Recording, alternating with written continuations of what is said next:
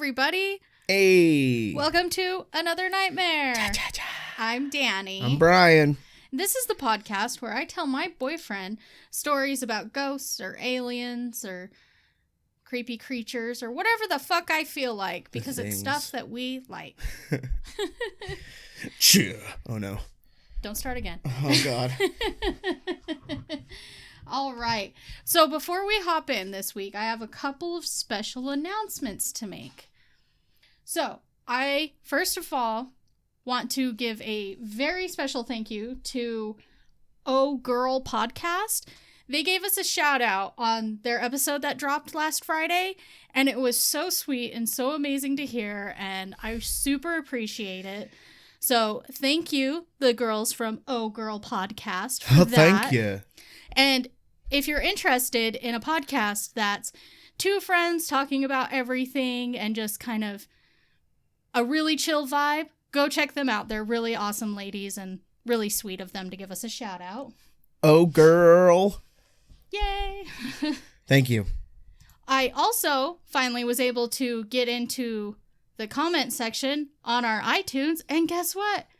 We have 2 ratings.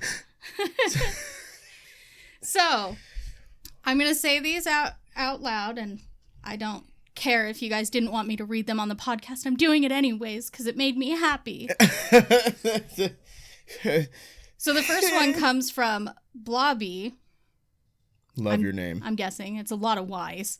So it's like Blobby. Blobby. They said, so fun. These two are great. Their laughter is so infectious. Aww. Makes for a great day. Aw, you're so sweet. Thank you. Thanks. Thank you. And the other one comes from Merc Monster 666. My man. Love the name. And they say, I love these guys. Some of the funnest people to listen to. All around a great time. Good for relaxing and lots of information. Love you, Brian. Love you. So I just want to say thank you guys so much. And for the rest of you out there, you know, if you want to go and leave a rating and a review, maybe we'll give you a shout out on the podcast too. Maybe. Maybe. You're getting one. If you're nice about your review. Like these two wonderful people were. And then I also would like to point out, we were planning on doing a Krampus holiday special for next week's episode. But due to stress and the world and the way things work, I don't think we're going to be doing a holiday special this year. Wah, wah, wah. Sorry, I thought that was perfect. That was pretty good. I thought that was great. Good wow, job. blew my own mind. Okay, enough talking about myself. All right. So I just want to let you guys know that we probably will not be doing a Christmas special this year because the episode we wanted to do this week is actually getting pushed to next week because it's a lot of research. So Is a biggin. For those of you that don't know, last week, former Israel Space Security Chief Harim Eshed, I think is how you say his name, came out and disclosed some information about contact with aliens and talked about a huge treaty with like a galactic federation of like all this. It's a bunch of crazy stuff that is freaking cool. Yeah, that he came out and talked about. And so we wanted to do an episode this week talking about that whole theory in ufology and stuff like that. But it's kind of a big topic. It's a lot of research. I wasn't able to finish it for this week. So we're probably going to talk about that next week, which means we're not going to have a Christmas episode. Oh, no.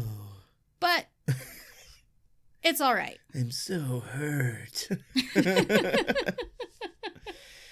No, I read a little bit about the what he's come out and said, and I thought it was fairly interesting. It is. It's quite interesting. I've read a few articles now, and like I said, I've been kind of researching the topic itself, and it's a lot of crazy shit. It's a really interesting theory, and yeah, so hopefully we'll be able to talk about that next week a little bit more. Cool. So this week... What?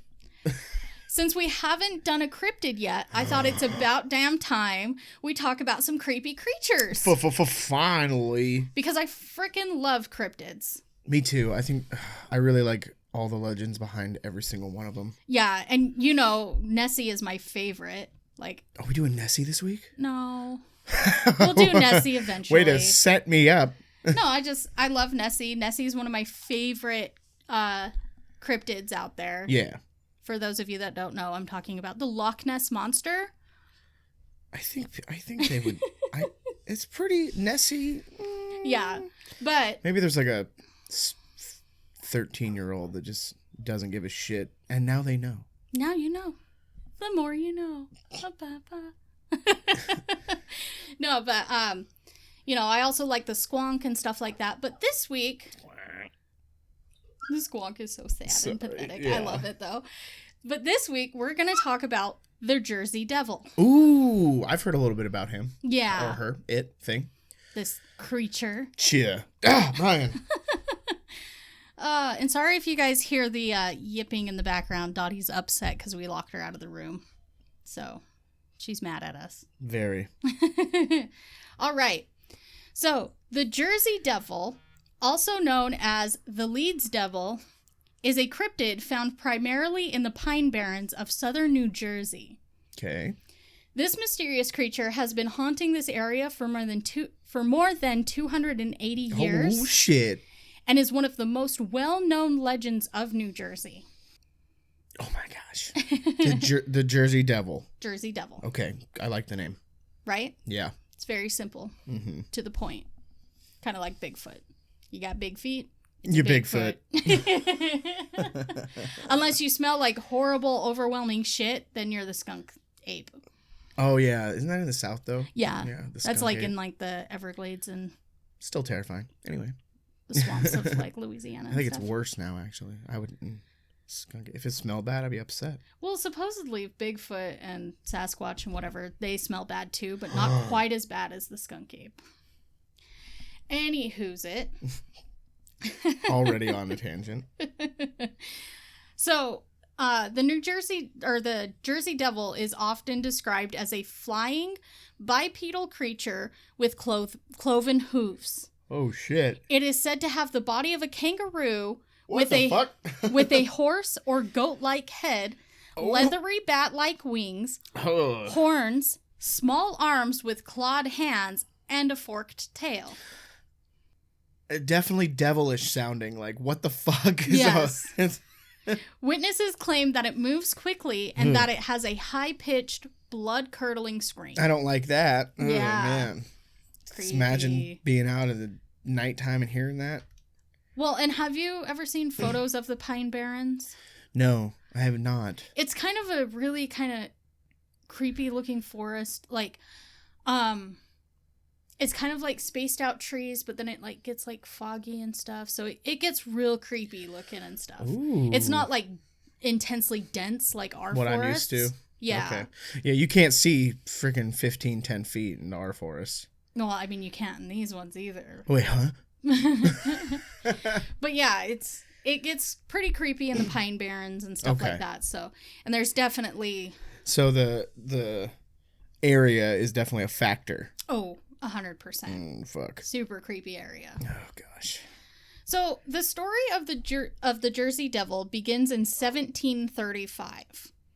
According to the legend, the Leeds family already had 12 children when Mother Leeds found she was pregnant once more. Ugh. That's a lot of fucking kids. Ugh. I would have her same reaction. Wait, you're saying 12 kids? So this would be the 13th? Yes. Okay. All right. And as we discussed in one of our previous episodes, I understand. 13 is the unlucky number. I get it now. But I would have the same reaction this lady has to finding out that you're pregnant with your 13th kid. Pissed? So out of frustration, she cried out, quote, "Let it be the devil." Fuck. Cursing the child. Aww. But fuck, at that point, wouldn't you just be like... I'd be upset. Bro, for real. I'd be mad. But, by 13, it probably just, I don't know how women have one child, let alone fucking 13.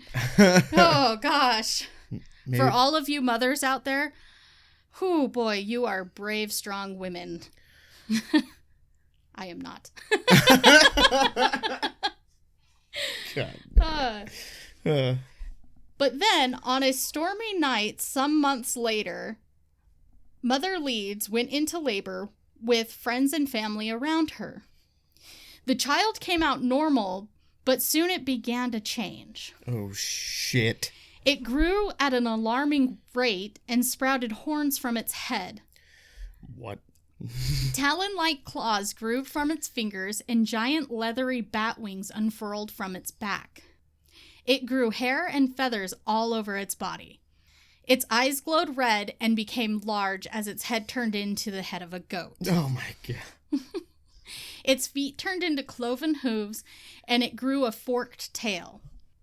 It either attacked everyone in the house by killing and maiming them before flying up through the chimney, or it just beat people with its tail on the way out of the window, depending on which version of the legend you hear. Two different styles. Yeah, so it's either it completely ran through everybody there, tearing them to pieces and maiming them before it exploded out of the chimney. Oh shit. Or it just whipped a few people with its tail on its way out the window. I like the former. The former sounds scurrier. Yes, quite a bit. Either way, the creature escaped and fled into the woods. Some versions also state that Mother Leeds was a witch and the child was fathered by the devil himself. Other versions mention attempts by local clergymen to exorcise the creature from the Pine Barrens, although they were unsuccessful, obviously. Yeah, definitely, because we're talking about it still. Either way, the creature is still believed to be lurking in the pines, and to this day there are reported sightings and encounters with something evil in the area. Now we gotta go. I wouldn't mind going here, because, like I said, the forest looks super creepy. And I really like creepy stuff. Yeah, definitely. I'd want to go during the day and the night. Ooh, maybe the night. Maybe. There's other things in this forest. Oh, gosh, you pansy. So in the early versions of the stories of the creature, really prior to the 1909 sightings, which we'll talk about in a little bit, the creature was mainly referred to as either the Leeds Devil or the Devil of Leeds. Okay. This either has connections to the local Leeds family, as the legend states, or is in connection to the southern New Jersey town Leeds Point. Leeds was the name of one of New Jersey's earliest settling families, and many of their descendants are still located in the state to this day. Oh, fuck yeah. Yeah, so pretty big name. I don't think it's going to stop. Sorry about the car alarm, people. Damn. If you can hear it. Damn. One theory about this story has identified a woman named Deborah Leeds as the legendary Mother Leeds. This is mainly due to the fact that Deborah's husband, a man named Japhet Leeds, I believe is how you pronounce that. It's Japhet. Either way. I have no idea. But he named 12 children in his will in 1736, which would correlate with the legend. Okay. Since they had 12 children and the 13th turned into some raging demon monster. Yeah. And flew away. The family also lived in the Leeds Point area, which is commonly referred to as the location of the legend. Oh, okay. So, could be Deborah. So far, it's pretty straight and narrow. Yeah. However, a man named Brian Regal, a historian of science at Keene University, believes Mother Leeds is not based on a single person. Okay. He believes the story came out of the religious and political disputes of southern New Jersey that were the subject of folklore and gossip among its people. According to Regal, the, quote, colonial-era political intrigue involving Benjamin Franklin and his rival almanac publisher Daniel Leeds, resulting in the Leeds family being described as monsters. Oh, the whole family? Yes, because Benjamin Franklin and Daniel Leeds had, a pretty big rivalry going on. Okay, that Good old Ben. Yeah. So Daniel Leeds has also been called the Leeds Devil by many during this political intrigue, which may have later led to the creation of the creature now known as the Jersey Devil. Okay. There is also a correlation between Daniel's third wife and the legendary Mother Leeds, considering that his third wife gave birth to 9 children. Oh. Not as many as the legend claims, but it's still a lot of kids, even for that time. Yeah. 2's a lot. Fucking N's a lot. So Daniel Leeds was a royal surveyor with a strong allegiance to the British Crown. He had acquired land in one of the areas he surveyed called the Egg Harbor area. He left this land to his sons, and it eventually became known as Leeds Point, one of the areas in the Pine Barrens most associated with the legend of the Jersey Devil. It is also one of the areas still plagued by sightings of the creature. Ooh, hell yeah. Daniel was also a member of the Quaker community that had settled in southern New Jersey during the 17th century. He was eventually ostracized by the congregation after publishing his 1687 almanacs, which contained astrological symbols and writings. How dare he? Well, I mean, you know the Quakers. The symbols were deemed as pagan and blasphemous, and the almanacs were censored and destroyed by his fellow Quakers. As they should have been. No. No. Leeds continued to publish more esoteric astrological Christian writings despite his censorship. My man. He became fascinated with Christian occultism, mysticism, cosmology, demonology and angelology, and natural magic. Oh, shit. So he got into some cool shit. That's a lot of stuff. Right? Hell yeah. After his almanacs were further censored by the Philadelphia Quaker meeting in the 1690s, Daniel converted to Anglicanism. Anglicanism. Yep. Yes. And began publishing anti-Quaker writings, criticizing their theology and accusing them of being anti-monarchists. Going hard against the oatmeal people. Yes. He was eventually endorsed by the British Royal Governor of New Jersey, Lord Cornbury, who was also despised by the Quakers. Yes, I am Lord Cornbury. I mean, I guess it's better than Lord Cornflake? No.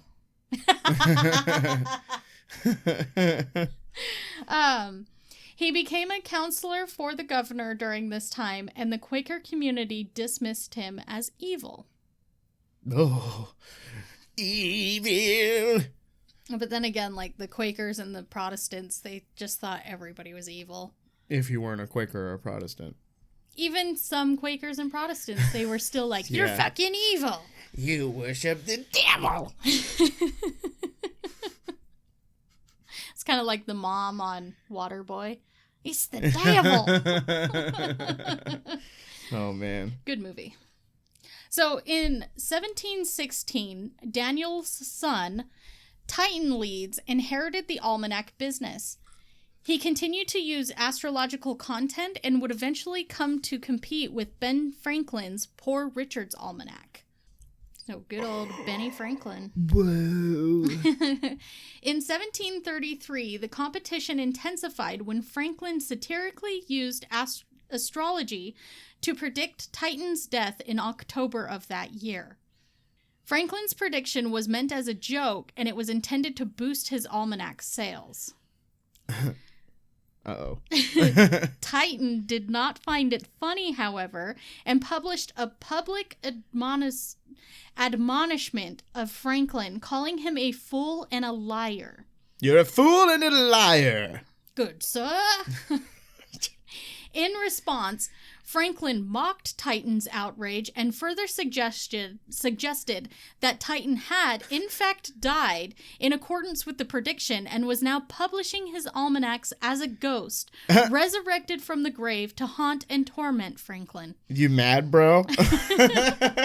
Dude, Benjamin Franklin's such a sarcastic asshole. Oh, man. He's just like, oh, I upset you? He's just a ghost. He died. No.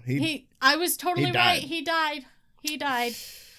Can't take a joke. I'm going to push it farther, fuckface. You're dead, bitch. Deal with it. Benjamin fucking Franklin. He continued to jokingly refer to Titan as a ghost even after Titan actually died in 1738. That's amazing. Holy shit. We put this guy on the $100 bill. I mean, there's a reason. Fuck yeah. Daniel Leeds' blasphemous and occultist reputation and his pro-monarchy stance in the largely anti-monarchist colonial southern New Jersey, what a follower, combined with Benjamin Franklin's later continuous depiction of Titan Leeds as a ghost, may have been the origin, or at least contributed to the local legend of the so-called Leeds Devil lurking in the Pine Barrens. Oh no. Benny, come on, look what you're doing. I mean, the Leeds kind of sound like assholes? Yeah. Yeah. Definitely. Yeah. They kind of sound like guys that just want to stir the pot and then can't take it when the pot gets stirred on them. Yeah, you're stirring too rough. Only I can make jokes. You can't make fun of me. I'm gonna tell my daddy. Oh no. My father will hear of this. Blasphemy! Don't you know who my dad is? God, you're doing that really well. In 1728, Titan Leeds began putting the Leeds family crest on the header of his almanacs. This crest depicted a creature known as a wyvern. What? A wyvern is usually depicted as a dragon-like creature that stands upright on two clawed feet with bat-like wings and an arrow-shaped tail, which sounds a lot like the common depictions of the Jersey Devil. Yeah, definitely, a little bit. Yeah. The inclusion of the family crest on the almanacs may have contributed to the Leeds family's poor reputation. The residents of southern New Jersey were becoming increasingly hostile towards royalty, aristocracy, and nobility, which were associated with family crests. Whoa. So between the fearsome wyvern on the crest and the feelings of animosity towards royalty, which they associated with family crests, this may have helped push the association of the Leeds family with devils and monsters, and may have helped facilitate the legend of the Leeds Devil. Damn, a lot of things behind this devil. Right? It's kind of a big story. Yeah.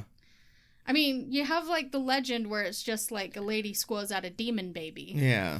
And then when you actually look into the background, it's kind of like, oh, wow, there was a lot of shit with the Leeds family. Maybe they were all devils and demons just fucking up. Well, I mean, Daniel did get into the occult and demonology, so he may have blown Satan. Oh, no. Oh God. And had a mouth baby. Oh. There's a line and I just crossed it. I'm okay. Didn't expect to go blue on this one, did you? Since the legend came into existence, there have been many reported sightings of the Jersey Devil. According to the legend, one of the first sightings reported was that of Commodore Stephen Decatur, I think. He was visiting Hanover Mill Works to inspect his cannonballs when he spotted a flying creature. He fired a cannonball at it, but nothing happened. Oh. All right. I don't know if he hit it or he didn't hit it or... Yeah, I'm not sure what they mean by nothing happened, but like... It's like it just took the cannonball and just like, ow! Thanks for the ball, bro. What the fuck? Another early sighting comes from Joseph Bonaparte, Napoleon's older brother. In 1820, while he was hunting on his Bordentown estate. Okay. The creature was also blamed for several livestock killings in 1840 and again in 1841, this time accompanied by mysterious tracks and screams. Oh, shit. Yeah. Now it's getting weird. So it's murdering livestock. Taking its young. Sorry, I don't know if that's happening, but it might be. Bum, bum, bum. In December 1925, a farmer in Greenwich, I don't know how you guys say it, and I'm sorry, but... Grenache. Yep, we'll do that one. Claimed to have shot an unidentified animal trying to steal his chickens. He claimed to have photographed the corpse and shown the picture to 100 people who could not identify it. Oh, shit. But I don't have that They're picture. coming after my chickens! Yeah, my chickens! In 1927, a taxi driver... Getting up there. Yep. Getting closer. In 1927, a taxi driver in Salem City was confronted by a creature while changing a tire. Ooh, vulnerable. Yeah. And supposedly, I guess it like jumped on the top of the car and was like banging on the top of the car What the as he was trying to change the tire. Creepy, right? Yeah, hold that tire iron close. Right? Oh, God. On July 27th, 1937, residents of Downington, Downton.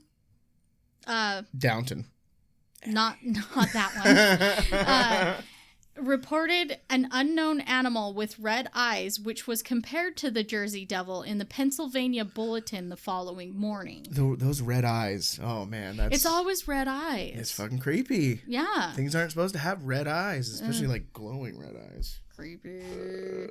In 1951, Oh my God. A group of boys in Gibbston, New Jersey saw a monster which matched the description of the devil, and a corpse also matching the description was supposedly found in 1957. Son of a bitch. Yes. Just getting closer. In 1960, several residents of Mays Landing heard horrifying screams and found mysterious tracks. Wealthy merchants around Camden then offered a $250,000 reward for the capture of the Jersey Devil and offered to build a zoo to house the creature after it was captured. No one ever claimed the reward. Well, yeah. Shit. So now we're going to get into the most famous encounters of the Jersey Devil. Hell yeah. Nervous. All of these happened during the week of January 16th through the 23rd of 1909. A week? It all happened in a week. Yes. All right, let's do this. So it started with reports of strange tracks being found in the snow all over the Delaware Valley, including the cities of Camden and Philadelphia. Never heard of that one. Philadelphia? Yeah, what's that? Where? Who? Okay, it's creepy tracks. Yes. They supposedly went through fields and backyards, over fences, and even across rooftops. Oh, I don't like the rooftops. Right? Well, it's a flying creature. So. I can fly. I'm going to go on your whoop. Fear quickly spread through the area, and posses were formed to hunt the creature. The fear increased when it was reported that bloodhounds were refusing to follow the scent of the tracks in Hamilton. If the dogs are like, no, you should be like, no. Right? As we've stated before, if your pets are hesitant, you should be as well. Oh, goodness. In Camden and Bristol, police fired at the creature but could not kill it. It was seen in Camden again a few days later when it attacked a late-night meeting of a social club before flying away. What the fuck? It had also attacked a trolley car full of passengers in Hayden Heights that same day. So this is like, it's getting multiple people. Oh, yeah. And it's, and this is over the span of 1 week. Holy shit. It was witnessed again by a passenger of passengers of another trolley car as it ran across the tracks in front of them. Whoa, fuck, all right. It was then spotted on a roof in West Collingswood. Firemen had supposedly turned their hoses on it, but it attacked them and flew away. Oh my. This is. What? Yeah. This is too much. Then a woman in Camden found the creature attempting to eat her dog. Oh, fuck no. But she hit it with a broomstick and it flew away. She got close enough to hit it with a broom? This lady is a hero. Oh but my God. I have to say, same. Well, yeah. If I came out and I saw some creepy creature trying to eat Dots or Izzy, fuck yeah, I'd grab a broom and beat the shit out of it. That's my dog, bitch. That's terrifying. Oh, okay. All right. I'm just trying to freaking wrap my head around it. There were widespread reports of livestock, particularly chickens, being killed in Bridgeton and Millville. Vigilante groups of hunters roamed the Pine Barrens and the countryside in search of the devil. The Philadelphia Zoo offered a $10,000 reward for the creature, which prompted several hoaxes, including a kangaroo that had been equipped with artificial claws and wings. That's just good humor in my book. The good old early 1900s when we used to not give a shit about animals and just glue shit to them. They probably painted it black with like black lead paint. I fucking wouldn't be surprised. God, that poor kangaroo. Sorry, Mr. Kangaroo. Newspaper reports throughout the Delaware Valley created fear and panic. Schools were closed in New Jersey and Philadelphia, and workers refused to travel through the woods to the mills in the Pine Barrens, forcing them to close as well. This is a real thing, then. This is freaking enough people out for them to close 2 schools and mills? Yeah. Mills were shut down because the workers were refusing to go to work because they were too afraid to walk through the woods to get to their jobs. So it's either mass hysteria or it's something terrorizing these people. Yeah. This is fucking crazy. Yeah. This intense series of sightings is what gave us the name the Jersey Devil. Before this time, the mysterious creature was referred to as either the Leeds Devil or the Devil of Leeds. This is also where the description of the creature we know today became standardized. Okay, fuck. The goat-faced motherfucker. Yep, so Jeez. the, like, kangaroo-looking body with the hooves and the black wings and the tail, claws and all that jazzy goodness. It's it's kind of a creepy thing. It's like a mishmash of fucking everything. It's like kind of creepy. Well, I mean, that's kind of cryptids, though. They're just kind of a hodgepodge of creepy creatures all thrown together. You know. Yeah. Good times. Still, though, this is freaking insane. Yes. Medical sociologist Robert Bartholomew and author Peter Hansel believe the sightings to be an example of mass hysteria brought on by the regional urban legend. So these guys are on the side of this is just an example of mass hysteria. But who fucking knows? Maybe this actually happened and a bunch of people were attacked by some creepy flying creature. Wow. Oh, fuck. I don't know what to think. What if it wasn't the Jersey Devil? What if it was Mothman before Mothman became Mothman?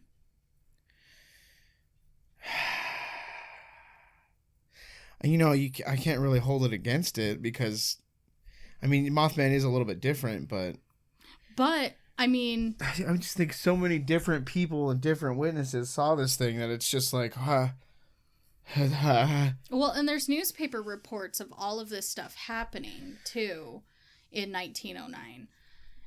And I mean, this is where like the legend really got solidified, really became super famous, was during this week of sightings of this thing. And this is where we get the term Jersey Devil, was from these newspaper articles. And this is where everybody like really described it the same way throughout this whole thing. So that's what... See, and that does play into mass hysteria, though. It does. Especially with the newspapers coming out and saying, the Jersey Devil strikes again. Yeah, you know, there are a lot of those examples. But still, it's just freaking weird. It is. And I know maybe some people just wanted, you know, their 15 minutes of fame, so they lied about it, but... Mm-hmm. And that's a I possibility, just don't too. understand the shutting schools down and mills for work. This is capitalism. Like, what the fuck? Yeah, could you imagine? We don't stop for fucking We don't even want to stop for the pandemic that's going on right now that is literally killing people. Hold on. We don't need to talk about it. So could you imagine just this blows my mind. sightings of some winged creature shutting down industry and schools? I want it to happen again. I want people to be so afraid of winged creatures that they're like, we're not leaving, fuck you. Well, that would be like, Sasquatch coming out of our forest here and people being like, oh my god, I can't go to work. There's a Sasquatch about. He's walking down my street right now. I see him. Maybe I'll call my boss on Monday and be like, hey, I can't come to work because I'm afraid of Sasquatch, and see what happens. I don't think it'll go well. I think I'd be fired. Damn it. Oh, man. So, apart from the Jersey Devil, the Pine Barrens have fostered various folk legends. Hell yeah. Other supernatural creatures and ghosts are said to haunt the forest.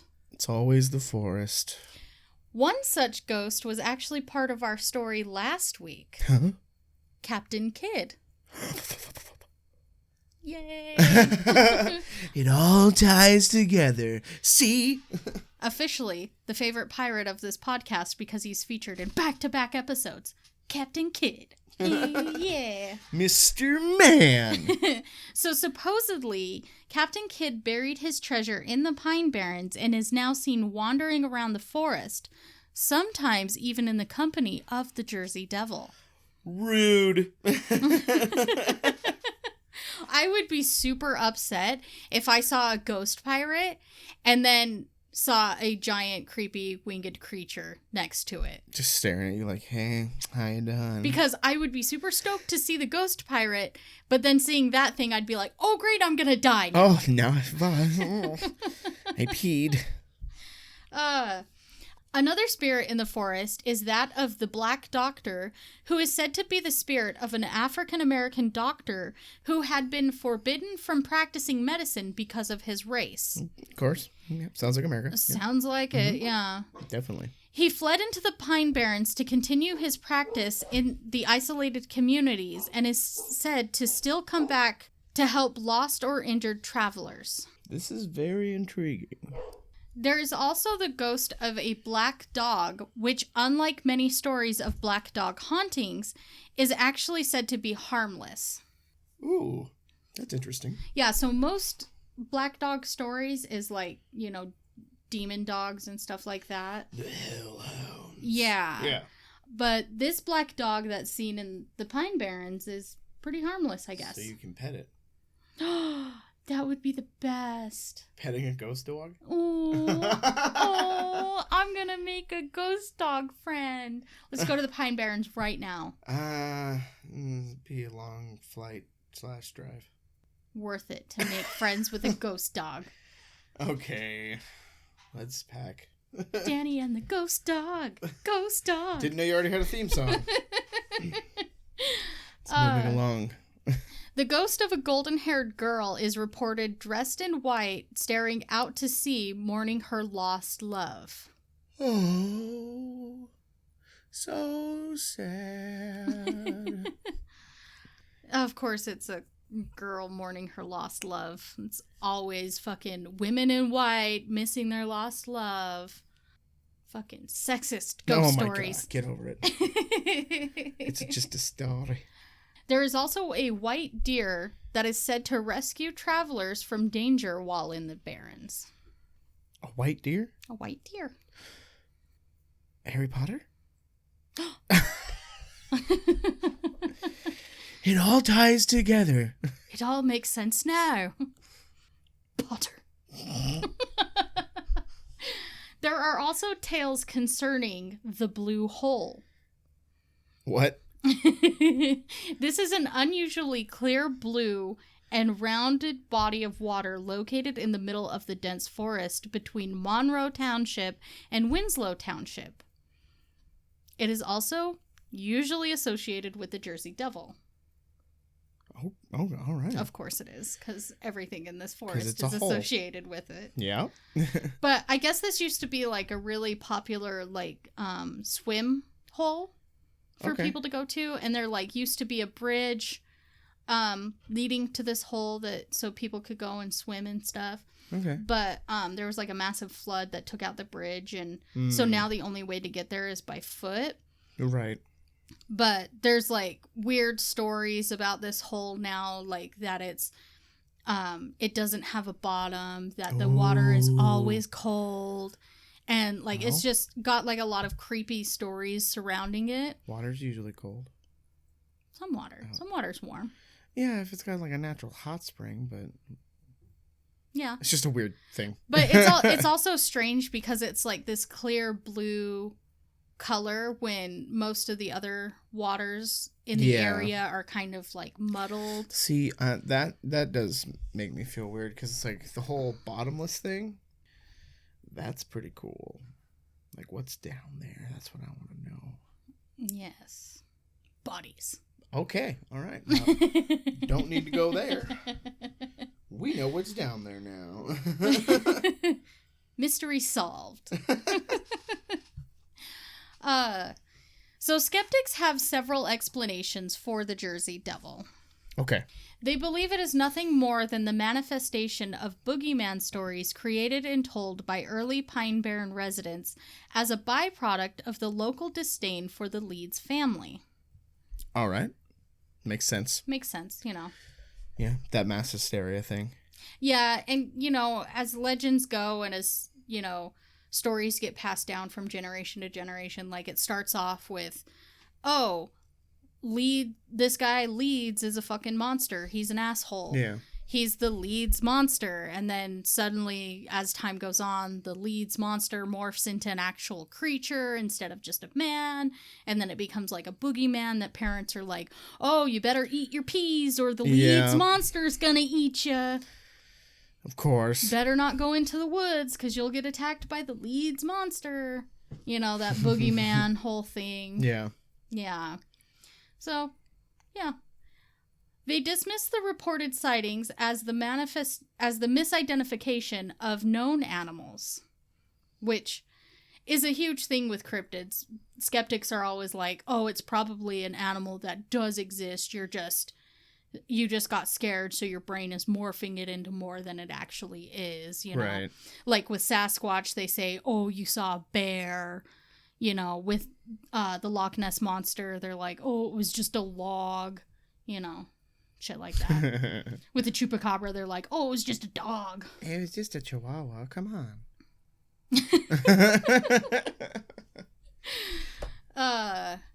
So Jeff Brunner of the Humane Society of New Jersey believes that the Sandhill crane is the basis of the Jersey Devil stories, stating, quote, there are no photographs, no bones, no hard evidence whatsoever, and worst of all, no explanation of its origins that doesn't require belief in the supernatural.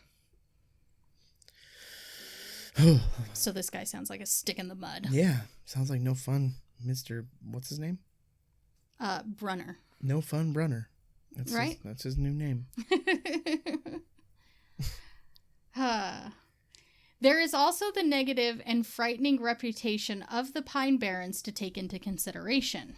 Definitely. That's got to be at least half of it is the spooky forest, because throughout history, everything spooky is in the unknown forest that you haven't explored yet. Yeah, that's the thing is, like, if you look at like the Middle Ages fairy tales and legends of that, it's always like the dark forest and like tales of being like, don't go into the dark forest, you know. Same with Greek mythology. Yeah, I was gonna say ancient Greece. Yeah, they were super afraid of their forests. Yeah, because there were fucking lions and wolves in there that would the wilderness. Literally eat you. Yeah, it's that unknown terrain of like, if you go there, you're gonna die. Yep. It's uncivilized. It's the place where gods and demons roam free. And if people live in there, they're the bad people because... Oh, yeah. They're people that are trying to hide from society for one reason or another. Which, historically, this area was considered in an inhospitable area. Oh. During the 18th and 19th centuries, residents of the Pine Barrens were deemed the dregs of society. Darn it. Poor farmers, fugitive, brigands, poachers, moonshiners, runaway slaves, natives, and deserting soldiers lived in this area. Ah. Yeah. There were also gangs of highwaymen known as pine robbers that were known to attack and rob travelers passing through the barrens. Ah, pine robbers. See, so just like we talked about, like the dregs of society, they run off into these forests and then it becomes dangerous for you to go there because these people don't fucking want you there and, you know, are kind of usually up to no good. Yep. These inhabitants sometimes fostered stories about themselves or the Pine Barrens to discourage outsiders. Oh, shit. Yeah, sounds about right, though. Yeah. So, belief in the Jersey Devil is still quite real, despite what skeptics claim. Reliable people, including police, government officials, businessmen, and many others have claimed to witness the devil. To this day, people traveling down the Garden State Parkway or the Atlantic City Expressway have reported sightings of a mysterious creature. Many believe there is something lurking in the Pine Barrens and that it will continue to haunt people. I get it. I do get it. Yeah, I mean... it makes sense. I mean... it's just what humans do, and I like that we do that. I love thinking that this world is home to other shit other than us. Yeah. It's fun. Makes it fun.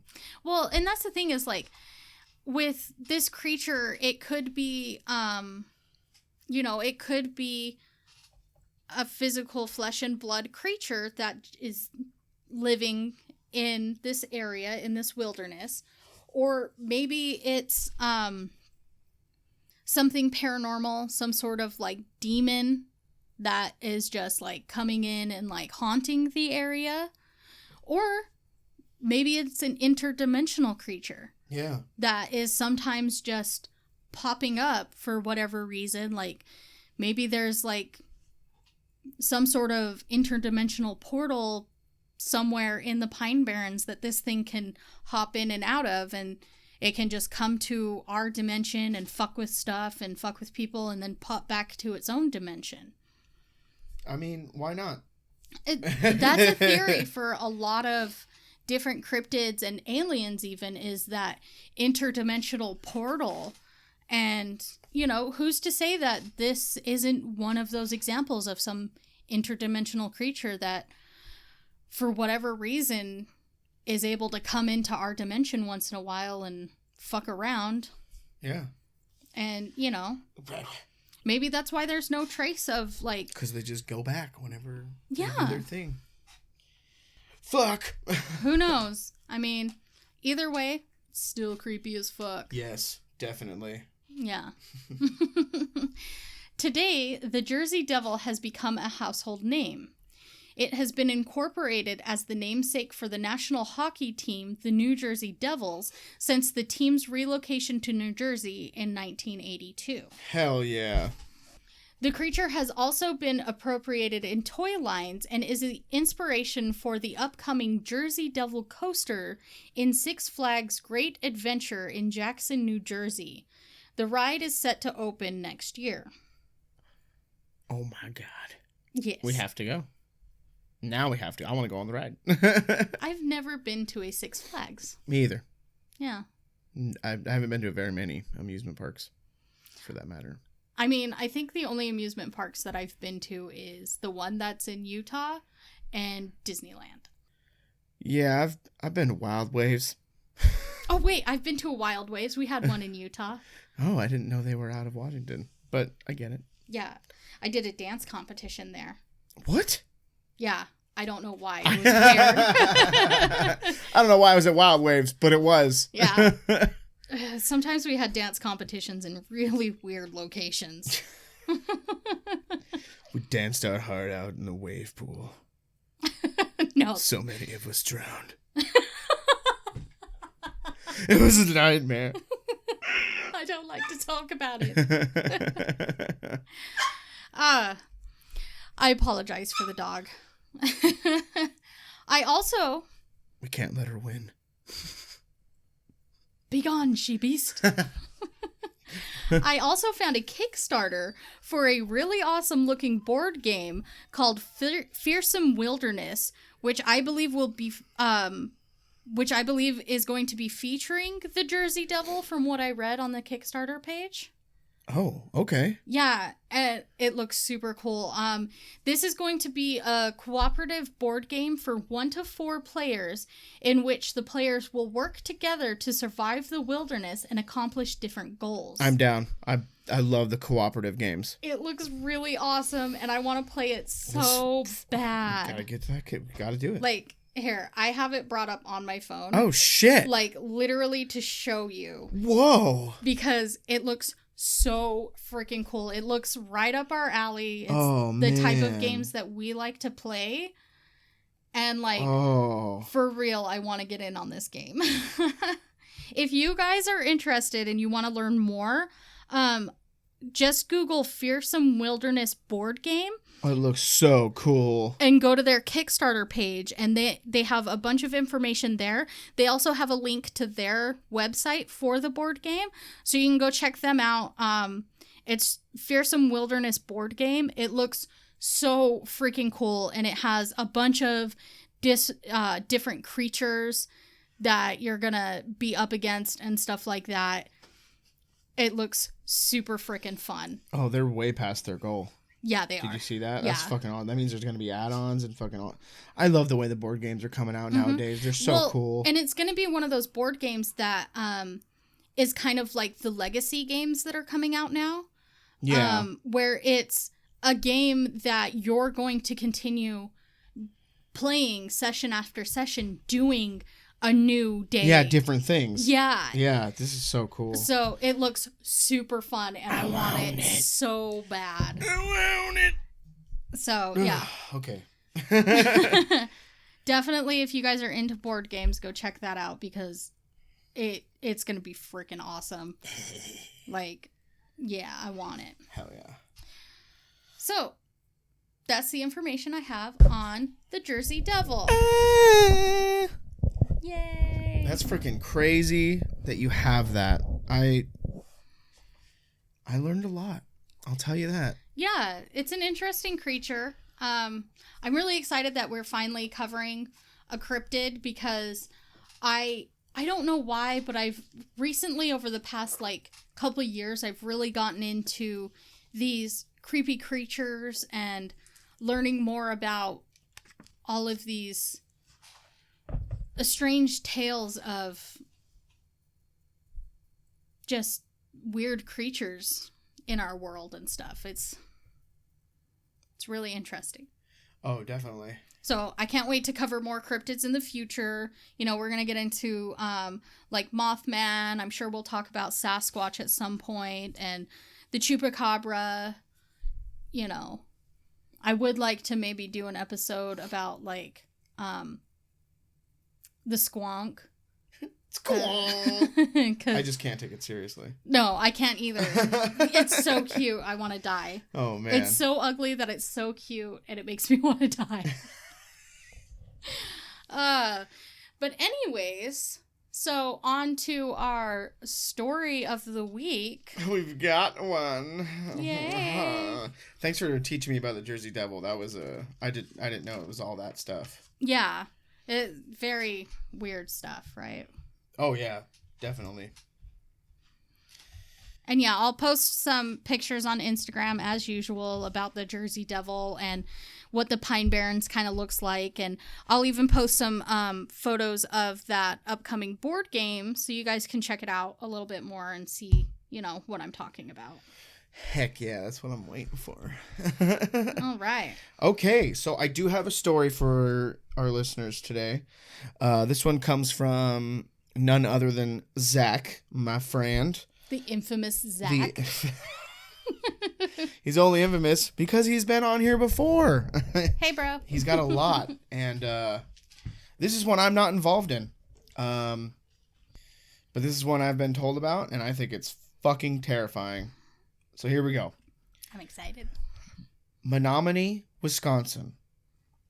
Wisconsin. Living out in the country in the middle of nowhere is where this story takes place. Okay, so already creepy. Yeah. So I'm going to tell you a little bit about the layout of the house. It's a split level house. So the front door leads to the kitchen, and but it's a split. So you got one that goes up, one that goes down to the kitchen. Oh, so it's the split entry. Yeah, that's what I mean. Okay. Sorry. So Zach's room is on the bottom floor. The kitchen's upstairs and stuff, and then Okay, so it's Halloween night. Dun, dun, dun. Zach's only like 10 or 11 years old, and he's at his house. His sister is older, so she's at a friend's party, and his parents are at a party with their friends. He's at home with RJ, his dog, his Rottweiler. Aww. And Skylar, his friend. Okay. It's just one of his friends back in the day. So the next door neighbor is a good couple miles away. Yeah, it's out there. That's so creepy. And him and Skylar are just playing games, watching TV, chilling, doing what kids do. All of a sudden, there's a knock on the door. Zach opens the door just a little bit, and he sees that there is a little girl standing on his porch. And she asks him for help to find her parents. Oh, hell no. Kick that bitch. Especially if you're that far from other homes. Nah. Well, that's why he said no. Yeah. Smart. I wouldn't have even opened the door. I straight up would have been like, it's a murderer. Don't open it. He says no. He closes the door and he puts it out of his mind. He's like, there's nothing I can do about that. I'm 10 years old. So he starts getting some snacks for him and his friend. And Zach, milk and cookies. Aww. Classic snack. So he gets the snacks up. He gets the cookies in like two stacks on the plate. Mm-hmm. And then he turns around to go into the fridge and get the milk. Power goes out. Ew. All the lights just go out really quick, and then all of a sudden they're back on. It was maybe a second or 2 seconds. Oh, so just one of those like just a power surge. Yeah, things. Sure. Ugh. Totally. The thing is, when he turns around, there's a stack of cookies just gone. That little bitch. Steal my cookies. And there's just crumbs left on the plate. And Zach's like, excuse me. What a rude ghosty. Zach goes and tells Skylar that this happened. Skylar's freaked out. Skylar wants to go. He wants to leave. Zach talks him out of it. There's just a power surge. I'm sure nothing's happening. But a little bit later, Skylar's mom shows up. And Skylar grabs his shit. And he's like, sorry, dude. I'm too freaked out. I gotta go. So. Understandable. So after that, Zach's all alone, just him and RJ, watching TV. He's just decided to watch some TV at this point to try and take his mind off things. At least he has the dog out. Yeah. Another knock on the door. No. He goes to the door and does not open it. Smart. He asks who it is, and he hears a voice say, help. I can't find my parents. Ew. He says no. He says no in a domineering voice, and the lights shut off again. Ew. Right after that. Okay, punch that bitch in the mouth. So then he turns around when the lights are off, and he hears his door to his room slam. Just slam shut. Oh, hell no. Lights come back on. So he goes to check his room. And in the room, there is a figure sitting in the middle of the floor. And the figure is in the shape of a little girl. Dude. She asks the same question. Help me find my parents. Burn it. Zach runs. He just fucking runs. Yeah, smart. He runs from downstairs to upstairs, all the way to his parents' room. Bro, I would have been like out the door, down the road, like He gets so as soon as he runs to his parents' room, he gets under some covers on their bed, and the little kid thing. Yeah, he weirdly passes out immediately. Oh, like all he remembers is running to the room, getting in the bed, and then just passing out. Ugh. I think the dog was with him, but I'm not sure. I have chills. Then he wakes up the next morning. You know, normal. Nothing happened. Well, I mean, at least he got through the night without being murdered. So he wakes up and he starts to walk around the house and notices that his parents and his sister aren't in the house. Nobody's in the house but him. So then he's like, I'm going to go check outside to see if their car's here, to see if they should be here. So he walks outside and he finds his parents just standing outside staring at the roof. Weird. Yeah, it is kind of weird because there's just a shitload of dead birds all over the roof, all over the ground, and they're just standing there shocked. Rightly so. Yeah, just like, and not like a lot like a but. You know, I'm gonna say a lot. You know, it doesn't like cover the roof entirely, but there's dead birds. Okay, just more all than over the like roof. One dead bird. Yeah, is a lot of dead birds. That's what I would say. Like honestly, when I was in Italy at that one hotel and I was wandering around the garden and I found the dead bird, I got freaked out about the one dead bird. So seeing more than one dead bird, yeah, that's like an omen. Dead birds everywhere. This is where the story ends, because there's technically a little bit more to it after, but I'm going to have to get it from him another time, because this I thought was a lot for people to handle. It was a lot for me to handle, hearing about it and writing it down again. So we're going to leave it off with his parents and him and his sister standing outside. Looking at dead birds. Looking at a shitload of dead birds on the house, wondering what the fuck is going on. Gross, bro. I don't know what happened to the little girl. I don't. Well, that's the thing. I don't know if I want to know. What is the little girl like? Is it actually a person, or is it like a demon? Like, it doesn't sound like a black-eyed child because it got in anyway. Yeah, and I mean maybe it was, but who knows? I'm almost leaning towards alien. I'm almost leaning towards they were trying to get him to come for an experiment and it just didn't work. Maybe, especially with the whole like instant pass out thing when he gets into his parents' bed. That and the birds.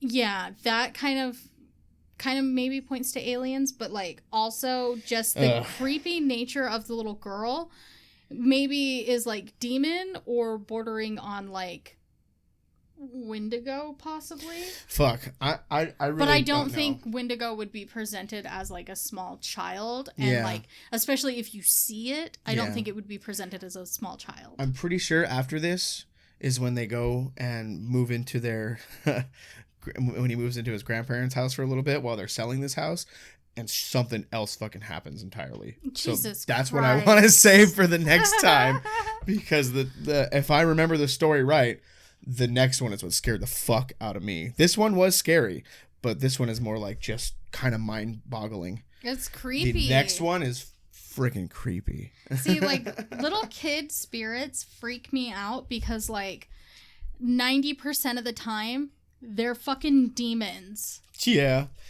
Oh, God. And, like, the whole concept of black-eyed children, like, bro, if you're actually a small child who's lost, but you are creepy enough to be, like, confused as a black-eyed kid, sorry, little kid, but I'm probably gonna punch you in the face.